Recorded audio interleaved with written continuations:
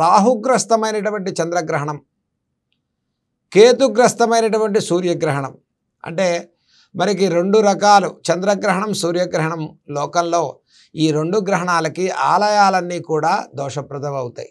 కాబట్టి అలాగే మన గృహంలో ఉండే సామాన్లు కూడా గ్రహణశూల వల్ల అపవిత్రత చెందకుండా మనం వాటి మీద పవిత్రకరమైనటువంటి దర్భలను ఉంచుతాం. దేనికండి అంటే నిత్యం మనం చేసేటువంటి ఏవైతే తినుబండారాలు కానివ్వండి, పూజా ద్రవ్యాలు కానివ్వండి, ఆలయంలో ఉండేటువంటి విగ్రహాలు కానీ అన్నిటినీ కూడా శుద్ధి చేసుకుంటాం. గ్రహణం దోషప్రదం కాబట్టి సమస్త లోకాల్లో రాహుగ్రస్తమైనటువంటి చంద్రుడి యొక్క పరిగ్రహణ అనేది, చంద్రగ్రహణం అనేది ఏదైతే ఉందో అది లోకల్లో ఒక రకంగా సూతకాన్ని ఇచ్చేటువంటిది. కాబట్టి ఈ గ్రహణ సూతకాలు ఏవైతే మనకు కలుగుతాయో ఆ సమయంలో మనం చక్కగా విడుపు స్నానాన్ని, సచేల స్నానాన్ని చేసి ఇంటిని శుద్ధి చేసుకోవటం. గ్రహణం వెళ్ళిపోయాక అంటే సెప్టెంబర్ 8వ తారీఖు ఉదయాన్నే గ్రహణ దోష నివారణ కోసం దానాన్ని ఇవ్వటం అనేది ఒక శుభప్రదమైనటువంటి కార్యక్రమంగా చెప్పుకోవచ్చు. కాబట్టి గ్రహణ దోష నివారణ కోసం కుంభరాశి వారు, ముఖ్యంగా మకర రాశి వారు, మీనరాశి వారు, కన్యారాశి వారు, తులారాశి వారు, వృశ్చిక రాశి వారు కూడా ఈ దానాన్ని ఇవ్వటం అనేది శుభప్రదమైన ఫలితాలు ఇస్తుంది.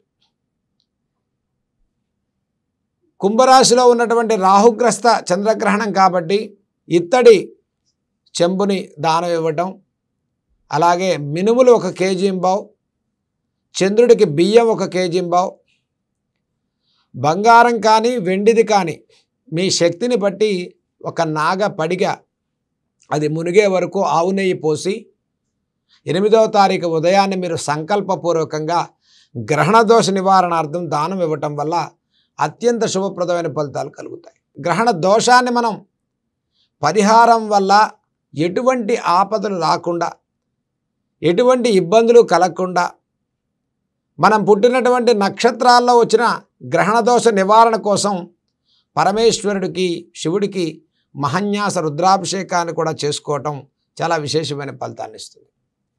అంటే అందరూ శక్తి ఉండాలి కదండి. మరి శక్తి లేని వారు మేమేం చేయొచ్చు? శక్తి లేని వారు కూడా ఒకవేళ గ్రహణ దోష నివారణ కోసం కనీసం శివాలయానికి వెళ్ళి ఒక పంచామృత అభిషేకాన్ని చేసుకోండి. మరి దానికి శక్తి లేదా అండి? బియ్యాన్ని దానం ఇవ్వండి, కనీసం 1 కేజీ-పావు. అలాగే మినుముల్ని 1 కేజీ-పావు దానం ఇవ్వండి, ఒక నాగ పడిగని దానం ఇవ్వండి. మీకు గ్రహణ దోష నివారణ పరిహారానికి కొన్ని మంత్రాలు చెప్పబడ్డాయి. అలాగే చక్కగా మీరు మంత్రపూర్వకంగా ఈ దానాన్ని ఇచ్చినట్లయితే శాంతి కలుగుతుంది. గ్రహణ సమయంలో యజ్ఞాలు, యాగాలు, క్రతువులు ఏదో కామ్యం కోసం చేస్తామనేటువంటి లాభకరమైనటువంటి మాటలు విని మీరు మోసపోకండి. కాబట్టి దోష నివారణ కోసం చేసేటువంటి పరిహారం కోసం, ఎటువంటి ఇబ్బందులు రాకుండా చేసుకునే పరిహారం ఏదైనా ఉంటే మనం గ్రహణ దోష సమయంలో చేసేటువంటి హోమాలు కొన్ని మాత్రం ఉంటాయి. వాటిని మీరు శాస్త్రోక్త విధానంగా తెలిసినటువంటి వారి చేత ఆచరింపచేసుకుని, ఈ చంద్రగ్రహణం దేశమంతా కూడా కనిపిస్తుంది. భారతదేశంలో అంతటా ఈ సంపూర్ణ చంద్రగ్రహణం సెప్టెంబర్ 7వ తారీఖు రాత్రి తెల్లవారితే 8 అనగా 1:26 వరకు ఈ గ్రహణం అనేది మనకు కనిపిస్తుంది.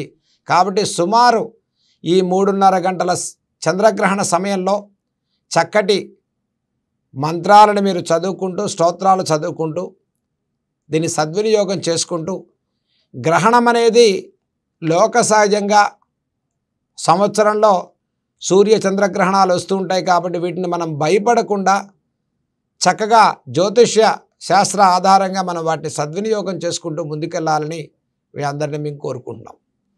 సర్వే జన సుఖినో భవంతు.